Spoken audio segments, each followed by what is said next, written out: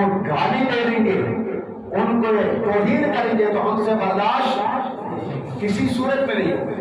ہم نے کہتے ہیں کہ بھائی تم نے مانتے تو نہیں مانو، کوئی سرکاری نہیں، ابو بکر کو نہیں مانتے تو نہیں مانو، کوئی سرکاری نہیں، غیر مسلم نہیں مانتا تم بھی نہ مانو، عمر کو نہیں مانو، کوئی پرواہ نہیں، عثمان کو نہیں مانو، کوئی پرواہ نہیں، امیر کو نہیں مانو، کوئی پرواہ نہیں، ان کی شان میں کوئی پرواہ، کوئی ان کی شان میں کوئی فرق نہیں پڑتا، لیکن جب گالی دے دو گے، ان کی توہین کرو گے تو میدان میں انشاءاللہ ہم اتریں گے۔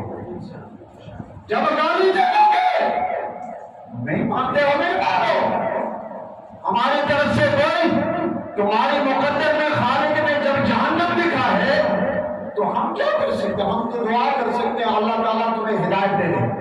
اگر تمہاری مقدر میں ہدایت نہیں مانتے ہو نہیں مانو، بولے کہ گالی دے دو گے، گالی وہی دیتا ہے، گولی وہی دیتا ہے جس کے پاس کوئی چیز، کوئی براہین نہیں ہوتی، کوئی ان کے پاس جواب کے لیے کچھ بھی نہیں ہوتا، تو وہ کیا کرے گا؟ یا تو وہ گالی دے دے گا، یا جھگڑے گا، یا گولی دے دے گا۔ یہ ہو سکتا ہے نا؟ جس کے پاس قرآن اور اللہ کا حبیب کا کلام موجود ہوگا وہ گالی اور گولی وہ مقابلہ کرے گا میدان میں۔ لیکن یاد رکھو، اگر ابو بکر، عمر، عثمان، علی اور تمام صحابہ، امیر معاویہ، ابو سفیان، ام المؤمنین عمہ عائشہ صدیقہ، ان کا نام لے کر اگر ان کی توہین کرو گے تو سراپا احتجاج کریں گے۔